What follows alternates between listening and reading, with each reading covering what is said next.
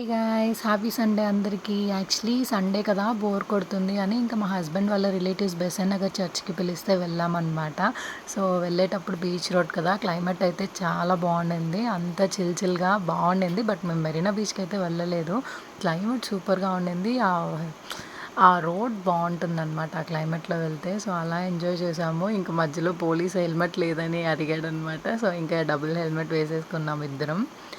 ఇంకా అలా వెళ్ళాము. చాలా లాంగ్ మా ఇంటి దగ్గర నుంచి బెసెంట్ నగర్.